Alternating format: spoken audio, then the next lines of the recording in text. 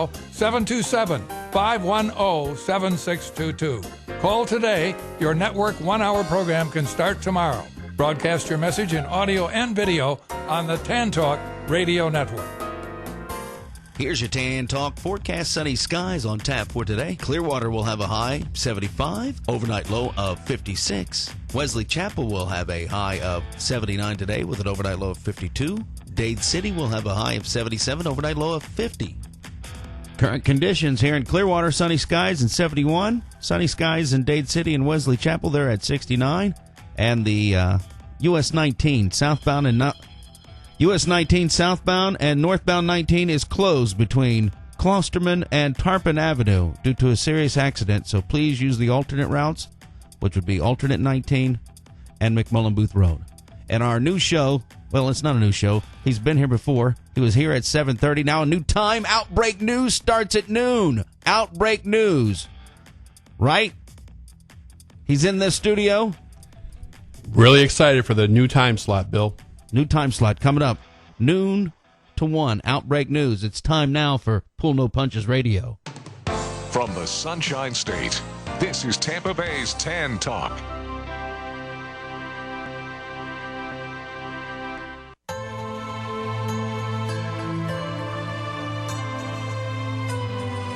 It's now time for the fastest and hardest hitting hour in radio, Pull No Punches Radio. Pull No Punches Radio is powered by the Enlisted 9 Fight Company and brought to you exclusively by the Tan Talk Radio Network. Join UFC legend Chris Lights Out Lytle, Enlisted 9 Fight Company founder Dan O'Brien, and media mogul Jay Pagliaro, along with recurring guest Colton Smith for the next hour as we deliver up-to-the-second news, rumors, and discussions from the world of mixed martial arts and sports. And now, here are your hosts, Chris, Dan, and Jay.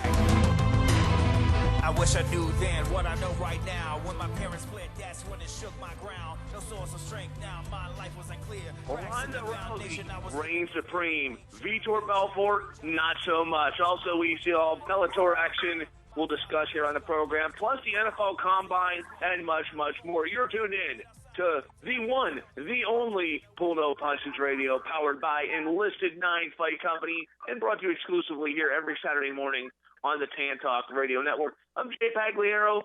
Joining me today is my special guest co-host. Now, obviously, you're used to hearing Chris Lights Out Lytle, Dan O'Brien. Obviously, both of those gentlemen away for the week. They're taking care of personal business. Chris, as we speak, is in Macau, China, where he'll be cornering one of his fighters, Matt Mitrione, will be fighting for the UFC tonight. He takes on Sean Jordan as one of a 9-fight card, and we'll discuss a little bit of that here on the program, including one fighter who missed weight by a ridiculous 9 pounds. How absurd is that?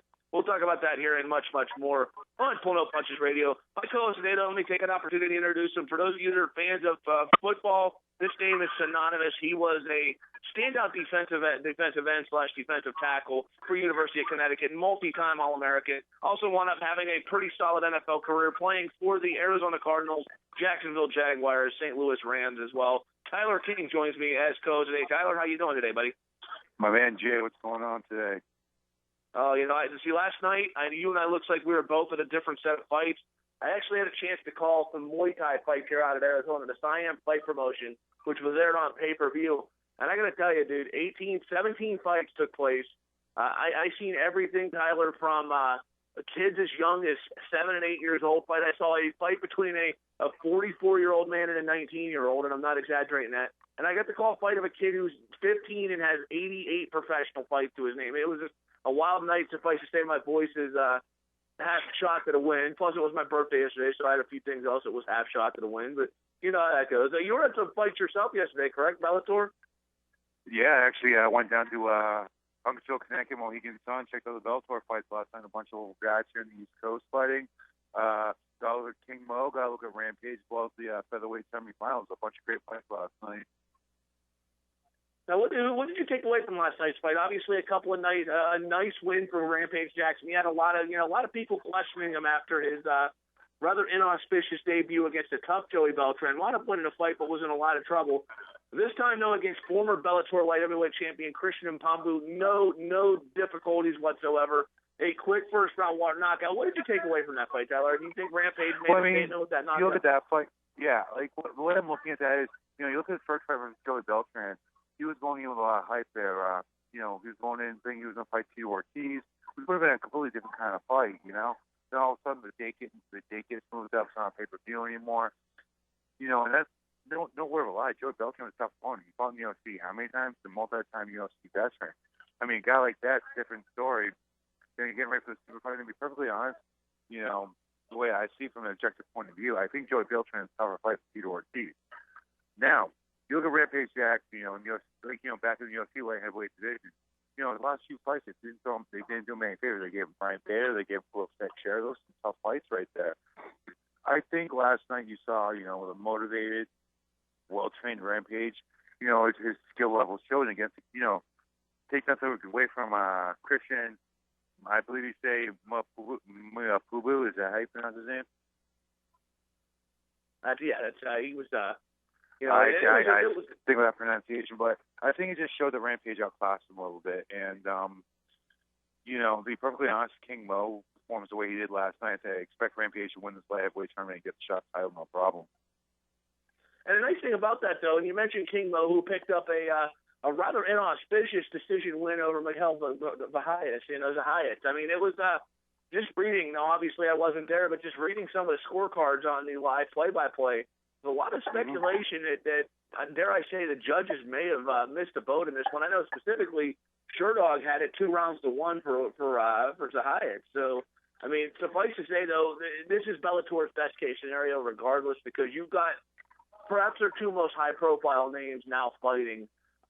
For the light and a chance to go on to the fight for the light heavyweight title. You got Zayas there. You got Mo and Rampage. There is some history between these two. These two can sell up a fight. They trash talk galore. There was videos floating around online, Tyler, of these two smack talking each other. So I mean, it's at least on a Bellator perspective, they got really the most sellable fight they could possibly find with this, and winner gets to move on and fight for the light heavyweight title.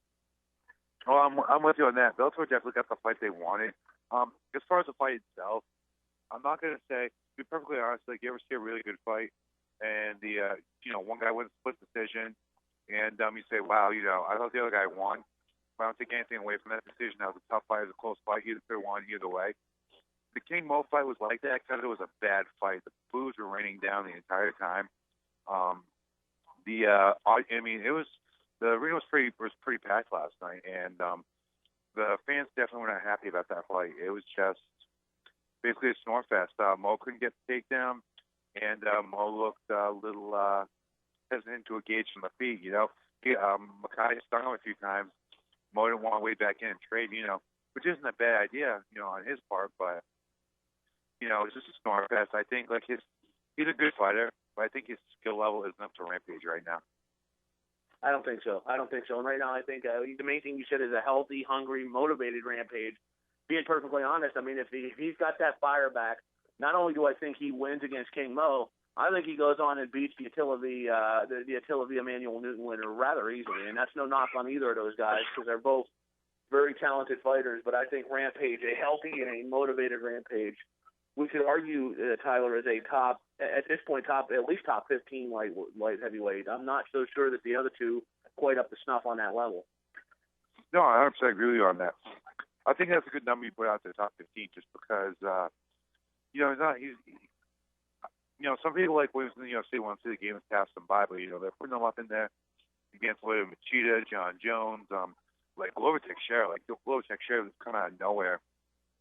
Playing for a light heavyweight title, that's some tall orders. I mean, that's the thing. Like Rampage was in there battling in the UFC. It's not like he was fighting slouches, Not to say that these guys are fighting in Bellator slouches, but I just don't think, especially in that light heavyweight division, the skill level up to what Rampage is facing in the UFC.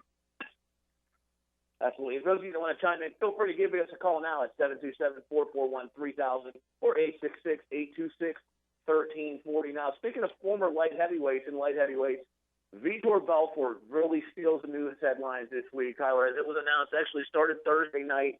Nevada announces it's banning the use of TRT. Brazil picked it up, too. We're starting to see the sport and the governing bodies really crack down on the use of testosterone replacement therapy. And this apparently didn't sit well with Vitor Belfort, as Belfort was slated to fight Chris Weidman for the UFC middleweight title. That not happening now. Belfort out of the fight. Some are saying that he backed out of the fight. Belfort saying, no, I didn't back out of the fight. UFC pulled me from the fight. They're putting Lyoto Machida in, and I'm going to fight the winner. I don't buy any of it. I think Vitor, being perfectly honest, and I'm as big of a Vitor Belfort fan as you'll find, Tyler, but I think Vitor backed out of that fight. I mean, why the hell would the UFC, say, hey, Vitor, we've been building this fight up. We've been hyping it up. We're 2.5 months away. We're going to put you on the sidelines for Lyoto Machida. I mean, come on. When you, realistically speaking, you could do so much. You do Belfort versus versus Weidman. You throw Machida versus Jacare in there for the number one contender. Why would the UFC yank Belfort? I mean, honestly speaking, it was a sellable fight people were looking forward to. Fact is, Vitor couldn't do his CRT. The fight's going to be held in Nevada. He couldn't do his CRT. He backed out of the fight, and I think that's sad. I think it's really unfortunate on top of things because, really at this point, no matter what you say, if you back out of a title fight, what's the chances you get another one? And ultimately, all the questions people have had about Vitor Belfort, whether his recent run of success is fueled by this TRT use. I mean, he certainly did nothing to swallow his critics. No, you definitely have a point there. I mean, how far is away? You said it's 8 weeks out, 10 weeks out from that fight right now. You there, Jay? Yeah. I mean, yeah, I think that the point. Go ahead. Is it? I don't know. Is it 8 weeks or is it 10 weeks out? Yeah, it was definitely because of that. I mean, it's the oh thing yeah. Is, Well, I'm looking at it right now. With TRT therapy, with a therapeutic use exemption, or if he's under doctor supervision, any way you want to look at it right now, he's on performance-enhancing drugs right now. If he's taking supplemental testosterone as of right now, or whatever, a week ago, 5 days ago, whenever they did the ban, he is on a regimen of performance-enhancing drugs. Whether it's to, quote, replace his testosterone up to a certain level. I mean, one of the things you have to realize with testing is they don't test for specific drugs a lot. At this point, I'm speaking from my experience, testing with the NCAA and with the NFL, they look for a testosterone to testosterone ratio, which is, normal for a normal person. They went from 1 to 1 to 3 to 1. For athletes, as they usually compensate for athletes, they're allowed a 6 to 1 testosterone to testosterone ratio. So even if he was, basically, long story short, he could be as high as he wants to in between testing, in between the random testing. But as long as whenever they test me that 6 to 1 ratio, it's allowed. So with that being said, he's on a regimen of performance-enhancing drugs. His body definitely does need some time to compensate for that if he decides to compete without testosterone replacement therapy. But if he just cut off the drugs right now, I don't know if A, he could pass a drug test when he fights Chris Weidman, and B, he's definitely going to see a lot of adverse effects. He would, without any question of doubt, he would not be the same fighter fighting 10 weeks from now unless he gives himself a couple months to let his body adjust.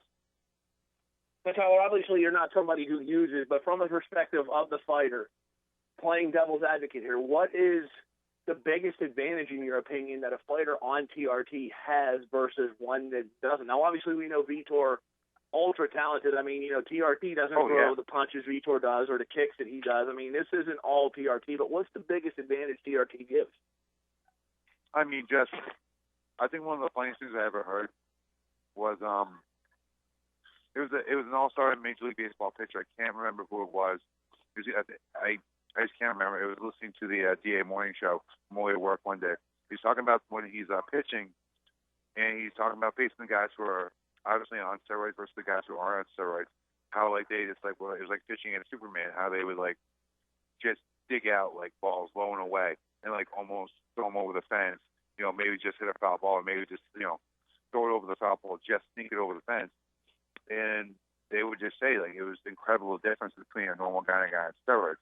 So, in mixed martial arts, I imagine the same way. If I'm fighting a guy who's got unbelievable endurance, unbelievable strength, he doesn't get as tired and it helps him recover in between rounds. Those are all things that, in a mixed martial arts fight will definitely play your advantage. Don't take anything away from Vitor, rather.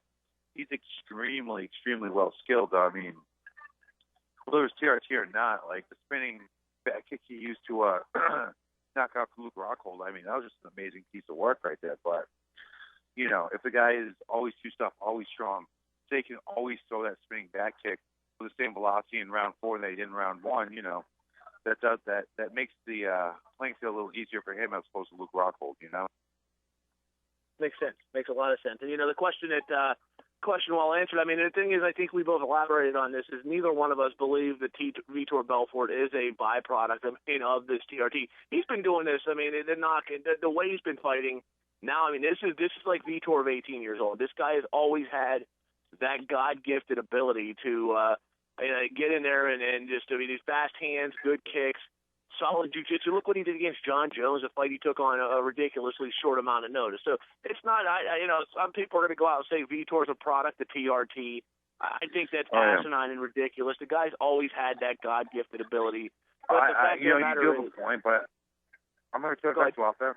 I think you do have a point, but, you know, I think how old are you now? 36, 37?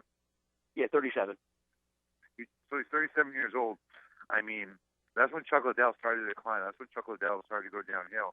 Imagine if Chuck Liddell at TRT, what the difference would have been, you know? If he had been just a little bit quicker, a little bit stronger, a little bit faster, had better endurance, wasn't taking those headshots as much. Wasn't like in that war of Vanderlei Silva. Let's say he was on TRT and he finished Vanderlei Silva in like the first, second round. Cause, you know, you look through that fight. It was a 3-round fight. It was a 3-round war, actually. And I think in the end of the second and the end of the third, Chuck tried to finish Vanderlei. He was tagging him left and right, but he just didn't have the power that he used to have. Didn't have that strength that he used to have, you know, just worn down. So imagine you put him on TRT. He's hitting him with some big shots as opposed to like those tired shots he was.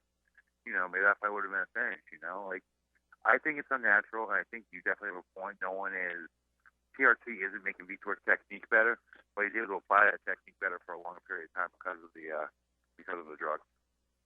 And I think another thing that you bring up, and another valid point, as you brought up there, Tyler, but I think I'm adding to that, too, I also wonder, what does TRT do for recovery? Because being perfectly honest, I mean, I talked about this on the fight I was commentating last night between the 19-year-old and the 44-year-old.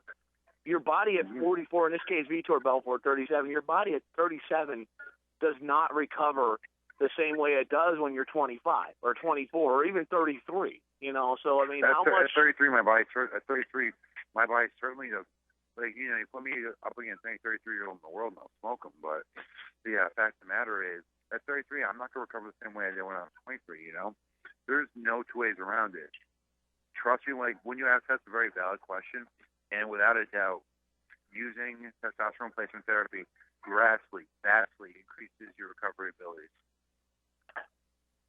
So that again, and that's where we talk about the advantage, another big advantage that somebody on TRT would have. So at the end of the day, I just think it's a good move. It's good for obviously Lyoto Machida, because now he's won, you know, a fight away from a title. He's a fight away from winning a title. So, you know, becoming the rare company of being one of the few fighters who win a title in 2 different weight classes in the UFC.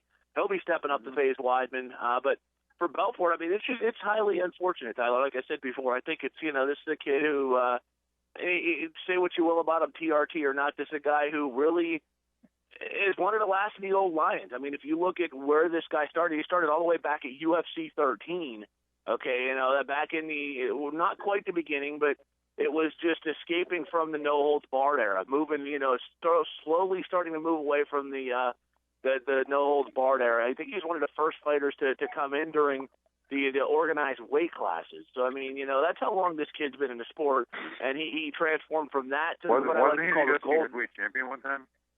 Yeah, he was, and he, you know, was UFC light heavyweight champion. I mean, beat Randy Couture back at UFC 48. So, I mean, this guy just highly accomplished. When you look at who he's fought, I mean, it's a laundry list of luminaries in the sport, from, you know, Randy Couture to Tito Ortiz to John Bones Jones. I mean, this guy has fought, and in some cases beaten the best in the world. And I mean, it's just again, what ultimately though I think this is going to do is sadly it's going to stain his legacy. I mean, it's the reality. I'm not going to remember Vitor, Tyler, for, you know, backing out of this fight because of TRT. I'm going to remember Vitor for slicing a cut over Marvin Eastman's head that resembled a certain part of a female's anatomy. I don't need to point out what part. Or just, you know, for a guy. That's one of my first UFC memories right there. You know, that was at the Mohegan Sun, wasn't it? Last night, wait a minute, no, that fight? Yeah, was that in think it might have Vegas? been. Yeah, I mean, that fight with him and former football player Marvin Eastman could have nastiest cut you ever. I'm going to remember that. I'm going to remember a guy who took a fight with John Jones on a handful of days' notice and nearly picked off the win, nearly pulled off the improbable. I mean, that's what I'm going to remember Vitor by. I'm not writing a eulogy for his career because he very well may be back. You know, he may bounce back from this, but with Nevada banning TRT, Brazil banning TRT, you know, they're following the lead. I just don't know where Vitor's going to fight at this point. I don't know if Vitor's going to fight. I think the best move for him would be at this point. Personally, I think the best move for him would be to stay on the sidelines, let his body adjust, wait for Anderson Silva to come back. How long on the sidelines do you say? You thinking like 6 months, 8 months, a couple weeks? What kind of time frame are we looking? What's Anderson Silva's sideline? December. So yeah. I think Vitor should sit out and train, let his body adjust. You know, to not having the performance-enhancing drugs, and he should fight Anderson. I think that'd be a great fight. Everyone would want to see that fight. It's a great fight for Anderson to come back for. It'd be a great fight for Vitor to kind of avenge himself, and the winner gets the title shot. I think that'd be a great idea for Vitor at this point. But I don't see a lot of. No, that's a very sound idea. I don't see a lot of options for Vitor other than that. I mean, who else is he going to fight? He's going to fight the winner of Weidman and Machida. I mean, what about Jacare? There's I mean, I think the winner of Machida and Weidman should fight Jacare. To be perfectly honest, I mean, I don't think Vitor deserves, because of use exemption, just to back out of this shot and get the next shot. It's not how it works. No, it's not justified. I mean, this is the guy. He had his title shot. He chose to step away. I mean, you can say what you want. I mean, people say UFC pulled me. He stepped away. I mean, you step away, you got to fight your way back. That's just the way it works. Machida did. You remember Machida had a chance to fight Jones, and ironically, Belfort stepped up and took the fight instead. I mean, but he had to fight his way and work his way back, and that's what Belfort's got to do. And I tell you what, I don't think Vitor wants to fight Jacare, because Jacare is terrifying. Oh, Jacare! I'll tell you what, this guy evolves fight after fight after fight. I mean, this guy gets better and better. Already coming into the UFC, that you're talking about one of the most accomplished Brazilian Jiu-Jitsu black belts in the sport. Now this guy's developed a striking game. I mean, he is an absolute terror. And I like Weidman. I like Machida. I think though Jacare very well may be the immediate future of this division. But speaking of people that are here and the now, Tyler King, Ronda Rousey, once again, now obviously controversial figure in her own right. Rousey stepped into the cage last Saturday night, Las Vegas, Nevada, taking on U.S. Olympic battle wrestler Sarah McMahon. Wins convincingly, gets out of the first round, but this time she wins by knockout. Now, there was a little bit of controversy over that. I don't know if you got the chance to see the fight, but Anita the Body. So you got to see it. So Anita the Body, Sarah McMahon goes down. It was crippled almost because it looked like a liver shot that may have got her. But she goes down. Herb Dean steps in, stops the fight. Caused a bit of a backlash in the MMA community, saying he was too quick. And I can see the fight in a fan perspective on this. That earlier in the night we saw Mike Pyle beat T.J. Wahlberger half unconscious before Dean stepped in. But I mean, in my opinion, though, even at first I saw that and I said, "Wow, that was a little bit premature." But when McMahon herself got up there and said, "No, it was a good stoppage," I can't argue against it. I mean, a liver shot, people don't realize a good liver shot or a good body shot can absolutely cripple you. And yeah, McMahon may have been getting to her druthers, but was that instinct alone? I mean, to me, I think it was a good stoppage. I mean, I agree. It's one of those things. I speak from experience. Sometimes you get caught in the liver and there's nothing you can do. With that being said, was it justifiable stoppage? Yes. If he let it go, would I be mad at him? No. Kind of like a little bit of both, I just, if he let it go, no big deal. If he had let the fight go on, that would have been fine too. I have no fault with the stoppage, and I would have no fault to let the fight go. And it was his call, and I guess he made the right call. He didn't make the wrong call either. It's kind of a gray area. Absolutely, and it really is a gray area. Now I got to ask you, Tyler. I hear a nice, cute sounding girl in the background. Well, you got some women over there. You having a big party at my expense, here, brother? Oh, of course. That's exactly what I'm doing. You know me. They got to celebrate 35th birthday. Day. Bill, he's got some girls over there, man. He's got some women over there. He's partying Jay Pagliaro style. You know what's up. Of course, that's what I do. But other fight of the evening that took place, obviously we got to see, actually talking a little bit about Rousey here some more. What do you think's next for her, Tyler? Obviously she dispatched the McMahon. She's pretty much, she's run through the Miesha Tate gauntlet. Right now, 2 names step to mind. There's Alexis Davis, who picked up a split decision victory over Jessica Eye. And then there's the woman who should be getting a shot, who was due to get a shot, but every circumstance of life has gotten in her way since then, that being Cat Zingano. Who do you think gets next shot? Who do you think should get next shot? Straight up, Cat Zingano deserves a shot. They probably should give it to Cyborg just because that's the most pay-per-views, but who knows? I personally, I think Cat Zingano deserves a shot. I don't think Alexis is really in the conversation. I mean, could you say she deserves a shot? Yes. Does anyone care about that matchup? No. People care about the Cat Zingano matchup? Yes. Do people really want to see Cyborg and Rousey fight? Yeah. Those are one of the 2 fights you have to make. I mean, I feel bad for you, Alexis Davis, but I mean, what, she won 2 fights by decision? Yeah. It's actually her last 3 fights. She's 3-0 in the UFC, and she won 2 split decisions. So, listen, I ain't taking anything away from her. She won those fights, but Cat Zingano deserves a shot. And if they can make Cyborg that happen, they probably should. I'll tell you, the thing about Zingano, I think you're right. I think she is and should be next in line if they don't get the deal with Cyborg done. The $1 million question about Zingano is how, obviously, she's got her knee injury. She's coming back from, last I checked, she was about 75 to 80% from that. How does she overcompensate, though, the mental thing? Because in this sport, it's 90% mental, I mean, in my opinion. And obviously Zingano had such a traumatic experience at Fedora with the passing of her husband, Mauricio. So, I mean, it all really depends where Cat Zingano is at this point. I'm telling you this, though. If I'm the UFC, I am getting Cyborg on speed dial. I'm saying, look, make 35. Let's make this fight happen on the 4th of July. The 4th of July pay-per-view.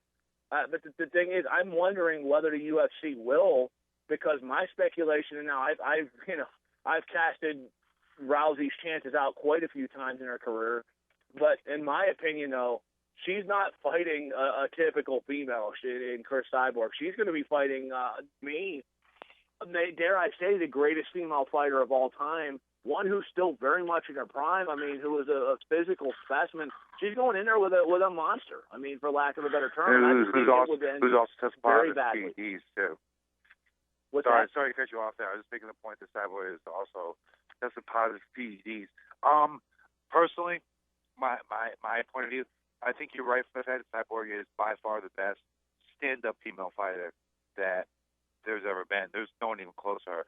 I think if Ronda stands up with her, I think Ronda will get knocked out. If Ronda can throw her, ground and pound her, use her submissions, I think Ronda wins. But, physical strength and just stand-up talent, Cyborg, it just runs away with it, like 100%. I agree, and I just think, I think Ronda, if they were to fight, the biggest thing she'd have to do, in my opinion, is take Cyborg into deep waters. Make her get past that first round, really, because that's where Cyborg is at her most effective, is that first round. Cyborg finished Gina Carano in the first round, right? Yeah, she finished her at the very end of round number 1. Very end of the first round. I mean, personally, I think Gina went to that fight. She was too nice. I think Gina actually matched up with her technically, but I think Cyborg is too mean, too ruthless, and when Gina would hit Cyborg would just come right through it, and Cyborg would hit Gina, and Gina would be like, what the? I feel like there's a guy hitting me or something like that. She's got that kind of power. Not to make any commentaries like Ronda Rousey does, but as far as just like punching power, strength, everything along those lines, she has that stopping power. Like most girls don't have that stopping power. Ronda would have to get around that, and either not get hit or just clinch up and use her judo, which I think she could do. As far as dragging her into deep waters, if Ronda can get her on the ground and get an arm, I think Ronda could finish in the first round. She very well could, but I mean, the thing about Cyborg that people don't talk about often and don't really, this is a woman who is a world champion jiu-jitsu practitioner. I mean, this is a girl who has a high amount of grappling chops too, won a couple of championships. The Long Beach Open back in 2011, I believe it was. So I mean, it's an interesting fight. And I'll tell you what, if that fight does happen, Tyler, and Ronda does pick up a win, anybody that wants to criticize her afterwards, I mean, I don't know what to tell you. I know Ronda's much maligned. There's a lot of crap being flung about her about why she's supposedly. I think the problem is a lot of people don't understand that champion mindset. You know, like she's just a lot of the great ones are just crazy. It just is what it is. I mean, she wants to see the Olympics. She's just taking the MMA world by storm. What, she 9-0 now? 8-0, 9-0? Yeah. You know, with all first-round finishes. Like, who does that? Like, she's a phenom. Like, whether we like to admit it or not, like, whether you like her or not, she is a phenom. So she wants to be a little crazy and keep winning. Like, can't really argue with it.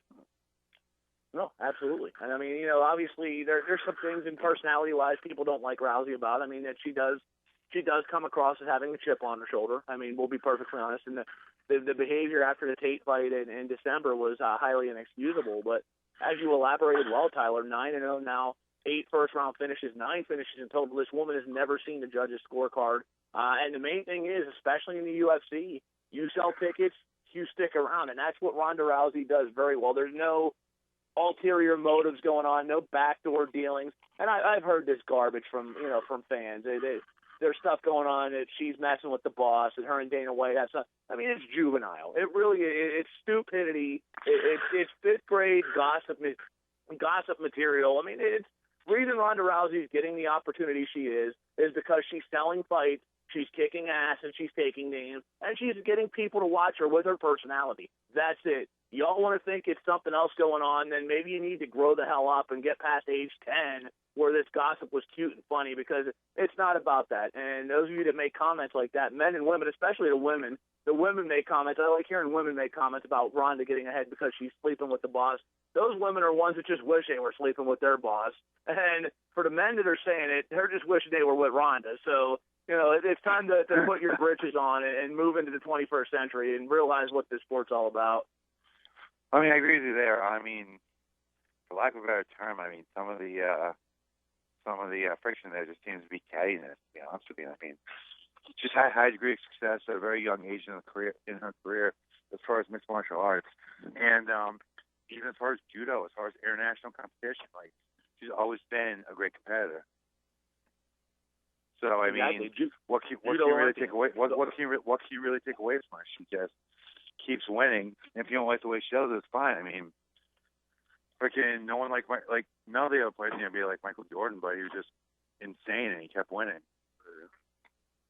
Absolutely. I mean, there's people. You know, you mentioned Michael Jordan, LeBron James in basketball. I mean, there's there's a lot. Hey, listen.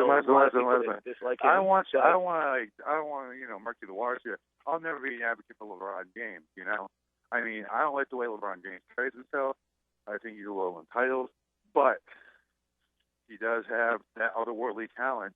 But I don't think he has that champion's mindset the way a guy like Michael Jordan did, or Ronda Rousey did, or Ronda Rousey does, rather. It's just because, you know, with other sports, it seems like, basketball especially, there seems to be a sense of entitlement.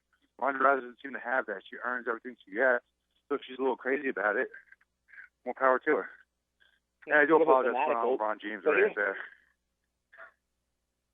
And the scary thing is she's only going to get better. That's the scary. I mean, this isn't a 35-year-old woman. This is I believe Ronda's what, Tyler, 26, 27? I mean, she's not old by any means. She's only going to improve. Oh, no. She's only going to get better.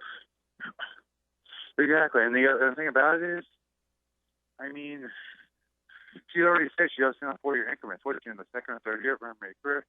For instance, retired after 4 years and said, okay, might do the Olympics. You know, like, there really isn't. It's just weird because, you know, we've seen Dan Harrison, we've seen Matt Lindland, guys who are like Olympic-level competitors, but we've never seen an Olympic-level competitor like this just have this unprecedented level of success the way Ronda has. And to be perfectly honest, I don't know what the cap is. She could, you know, retire at 17-0 and say that was it, great career, you know? Absolutely. How many could say they do? I mean, that'd be no how many one. women could say how many fighters can say they walked away with an unbeaten, unblemished record? I mean, it catches up with everybody, even the greatest of all time.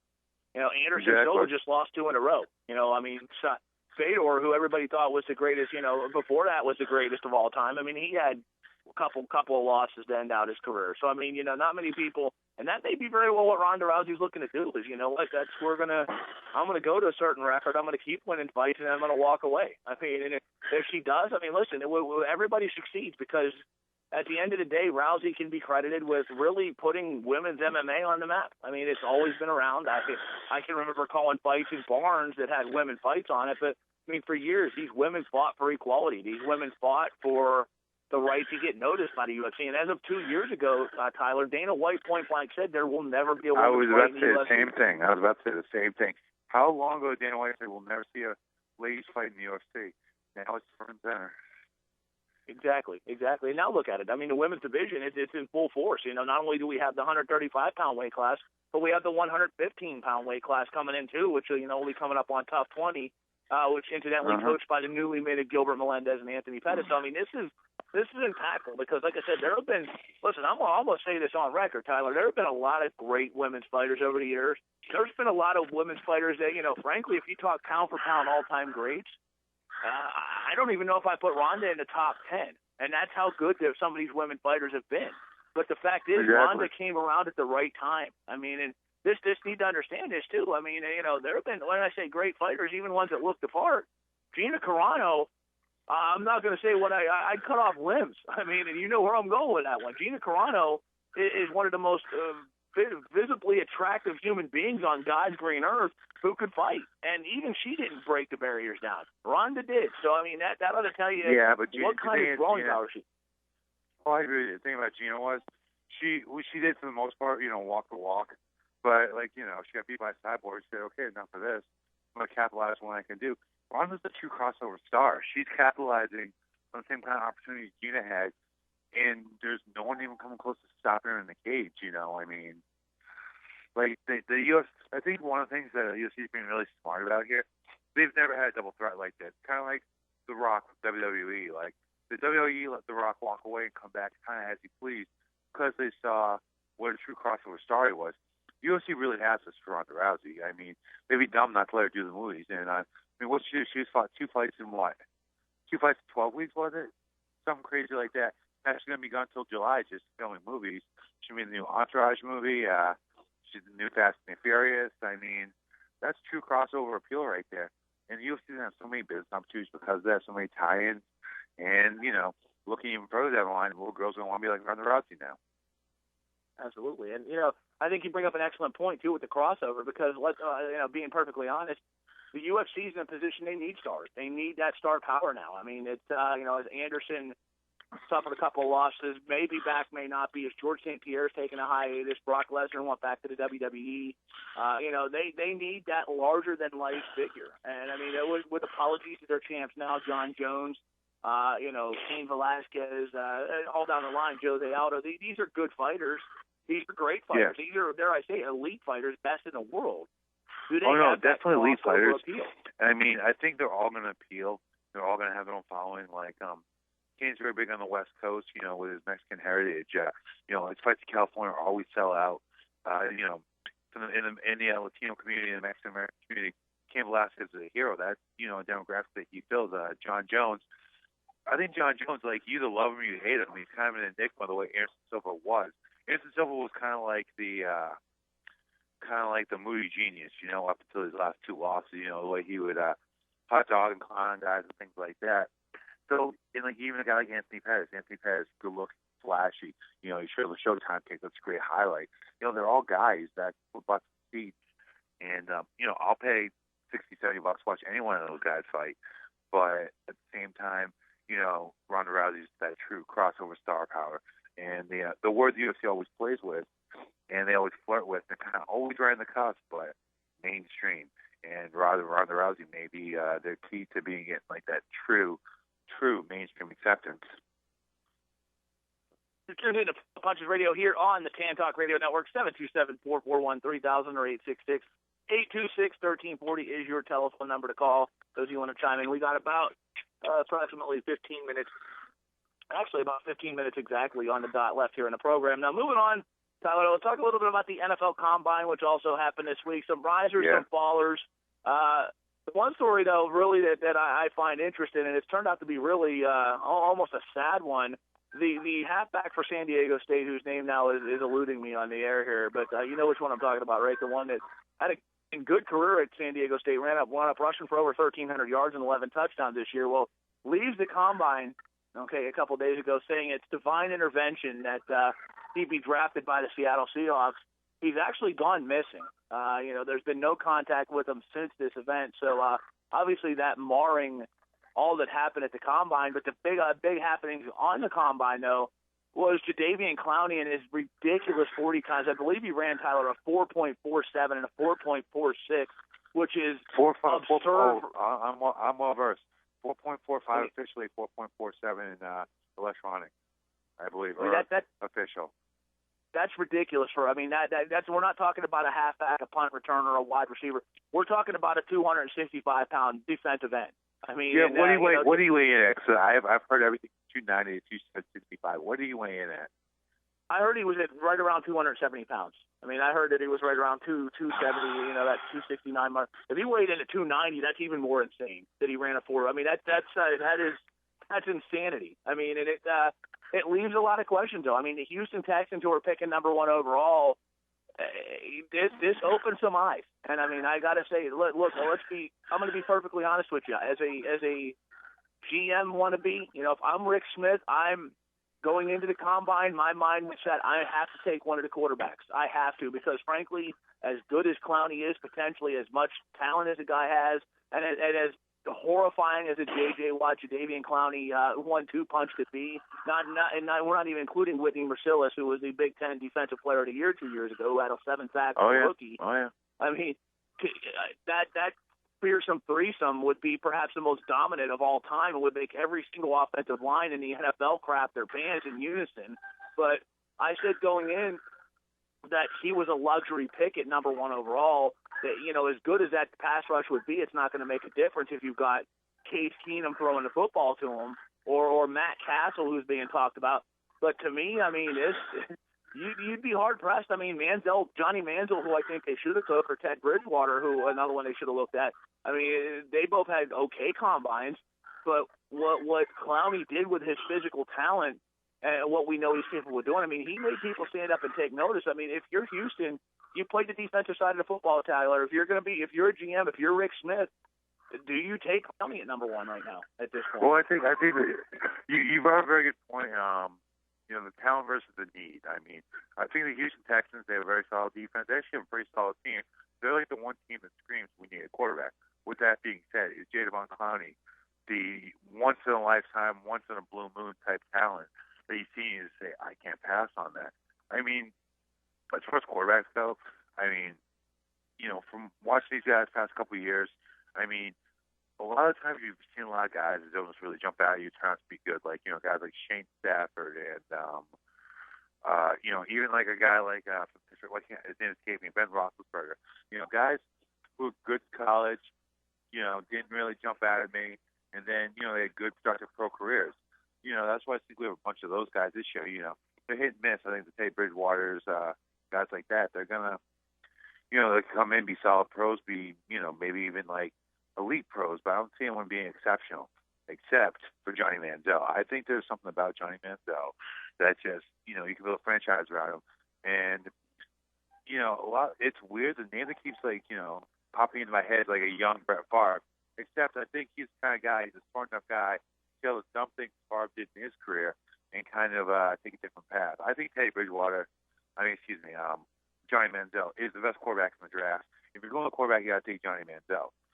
So if you're the Texans sitting at number 1, do you take Johnny Manziel or you take that once-in-a-lifetime talent? And to be perfectly honest, that's a tough decision. I think I take Jadeveon Clowney in that position, then look for like a good serviceable quarterback for the next year before the next big elite prospect comes out. Before you spend a pick that high on a guy you're going to build your future around. Because quarterback really is kind of a hit or miss position drafting this high. Well, I 100% agree, and I think that we've seen a lot of quarterbacks come down the pike that have looked to be the killer instinct, looked to be everything you wanted, and not so much pan out. Even Ted Bridgewater coming into the season, the hype surrounding him. This guy was penned as number 1 overall before the season even started. And realistically, Tyler, he didn't do anything to disqual those critics, to lose that spot. But as he's gotten into the combine, it sort of we're seeing more and more clips in the armor here, so to speak, that this guy may not be a franchise quarterback, may be a very good one, but not a franchise guy. And, Manziel, for some reason, Johnny Manziel, the guy is he's as polarizing a figure in the draft. Me personally, I love the guy. I think he is, as you said, I think he reminds me of a mix, and I like the Brett Favre comparison. He's got that moxie. He's got that, that swagger to him that you want behind center. He reminds me of a mix of Brett Favre and Drew Brees. Now, when I say Drew Brees, he doesn't have the greatest arm strength in the world. He's not the biggest guy at 6 foot tall, but he makes all the throws. He will spread an offense out. Listen, say what you want about the personality, and I've heard it all. Jaworski saying that he's a third-round pick. Come on. This guy. Oh, he's not a third-round pick. I'm sorry. He is not a third-round pick. There's no way he's a third-round pick. One thing I would like to point out about him, though, you look at these other guys, Teddy Bridgewater, does he elevate the play of his teammates around him? Texas A&M, for years. I don't want just calling it is what it is. They've been a middle-of-the-pack Big 12 team. Then all of a sudden they're driving for a winning touchdown against Alabama. That's a guy like Johnny Manziel, a special player, elevating the play of his teammates. Absolutely, and he's doing it. Not only did he take Texas A&M from, as a Texas Longhorn fan, for years I called him anonymous and mediocre. That was my nickname for A&M. That Johnny Manziel made Texas A&M must-see football, and he didn't do it, Tyler, in the WAC or the Mountain West Conference or some secondary conference. This is the SEC. He did it exactly in the toughest conference in football, the SEC, and he dominated. This is the guy who threw for almost 1,000 yards, put up over 1,000 all-purpose yards and 8 touchdowns against Alabama in 2 games. This is the guy who won into Tuscaloosa and put up over 500 yards. I'm sorry, say what you want about Johnny Manziel. This guy's not, and I hear he's overhyped. He's not overhyped. He's that good. If you can put up that kind of numbers in the SEC, you're an elite level talent. And don't give me the Tebow comparisons either, okay? Because let me tell you, Tim Tebow was a north-south passer, okay, that could run the football. Johnny Manziel is a quarterback who can run when you need to. He's more Steve Young than Tim Tebow, in my opinion. He's a guy who can run. Did you by any chance, not to what network are we on right now? We're on NBC right now, right? Yes, sir. I saw, on one of the other networks, I saw a breakdown.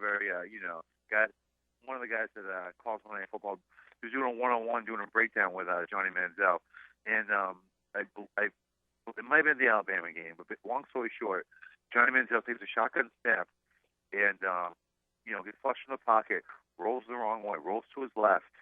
As a player dives his legs, takes his leg out from under him, throws an off-balance pass with his body contorted in the air, makes it garbage, 7 to 12 yard completion.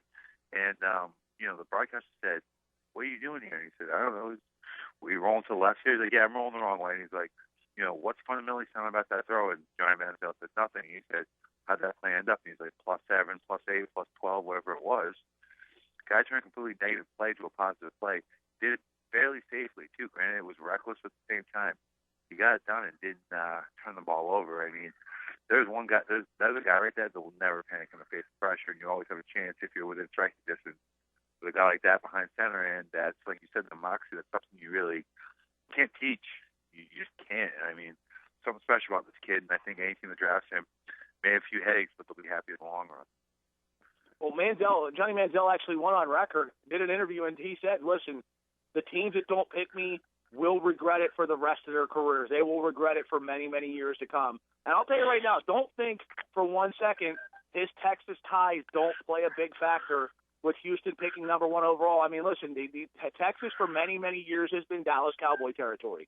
Straight blank. Oh, yeah. Houston, the Texans, a relatively newer team in the league. They've had some recent success, but they're a newer team. Don't think for 1 second the chance to sell Johnny Manziel jerseys in China and to steal the state from Dallas won't play a factor. Look, I like Jadeveon Clowney a lot. I think that the guy, as you all alluded to, is a freak of nature. He's a once-in-a-generational talent. He's a guy that, quite frankly, could revolutionize the defensive end position. That being said, I just think Houston's need with Johnny Manziel sitting there, who I think may not be a once-in-a-generational talent, but I think this guy is going to be a Pro Bowler for many years to come. I think this guy is going to win Super Bowls. I think this guy has all the moxie, all the tools you look for in an elite-level quarterback. Houston cannot afford to pass on him. As much as I hate to say that about Clowney, Houston cannot afford to pass on him. And quite frankly, at this point, my other option for them would be to get on the phone with the teams like Tampa Bay or Atlanta and try to swing a trade to move down. I don't think Manziel's going to be there. At this point, I don't even know if Blake Bortles is going to be there when Atlanta or oh, no, definitely not. I mean, I think one of the guys are considered like top of talent will be there in the first round, maybe in the second round. So if you want to take Clowney and trade down, I mean, that's an option. I mean, that's not a horrible option, to be perfectly honest with you. But it's like, you know, like it's one of those things, like it's a juice worth the squeeze. Like you just really don't know.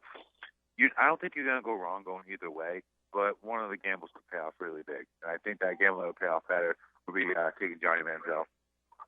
Absolutely. And we talk about trading down. I mean, you know, looking at some of the options that some of the teams that need quarterbacks ahead of them, Cleveland in the worst possible way, Jacksonville in the worst possible way. The Raiders could use a quarterback. I mean, that's not to say somebody's not going to leapfrog. The Rams aren't going to take one at 2. I think they're prime option to trade down. But the reality is, what happens if Houston does trade down to 6 or 7 and there's a run of quarterbacks in the first 4 picks? And then they're looking at the option of who? Derek Carr. And I'll tell you right now, Tyler, I'm not a prognosticator, nor do I play one on radio. There's a better chance of the Houston Texans suiting me behind center than they will do suit Derek Carr just because of his last name. I mean, that's there's always Matt Castle. Like you said, it's one of those things. They always have Matt Castle. They always have that option. Take Jadeveon Clowney, rather, and go ahead and go with one of those serviceable veterans. Like, I think they'll be successful if they do that, but I think Manziel's the guy you build a franchise around. These words have come from Tyler King, former NFL standout, current MMA fighter out of Connecticut, former All-American, University of Connecticut. We're about 2 minutes left to go in the program. Tyler, real quick, where can our listening audience find you out on Facebook? Where can they check you out? Facebook, Twitter, social media, et cetera, et cetera. Check me out, guys, on Twitter at TKing52. Just look me up on Facebook, Tyler King, or Tyler King MMA. I got a fan page, regular page on Facebook. Instagram, Tyler King52. Everyone, you're in the southeastern Massachusetts area, you're in the Boston area, layover, you're visiting, check out Carnes MMA in Norwood, Massachusetts, Pure Wells Boxing, great place to train, Big East Boxing in Stoughton, Massachusetts, all those places. Come train with me.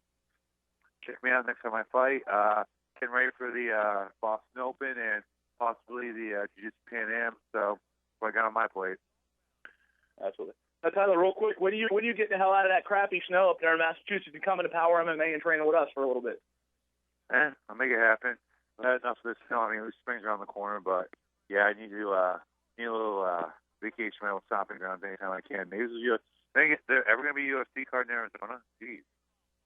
Dude, that'd be insane. And the crowd here is ready for it. But, hey, Vegas is 5 hours away, too. But, hey, that being said, we're out of time. I'd like to thank every single one of you for joining us here for this episode of Pull No Punches Radio here on the Tan Talk Radio Network, powered by Enlisted Nine Fight Company. Big thanks to my co-host today, Tyler King, Tyler Effin King, former All-American superstar Tyler King, the King of Massachusetts. Also, thanks to our board ops, Mr. Bill behind the board. Bill, a stellar job as always, my man. No problem. That being said, coming up next, what do we got coming up next here, Bill? Outburst what? Outbreak News. Outbreak News. Be sure to check that out along with the other programming here on the Tan Talk Radio Network. For Tyler King, I am Jay Pagliaro. We'll talk to you next Saturday morning here on Pull No Punches Radio on the Tan Talk Radio Network.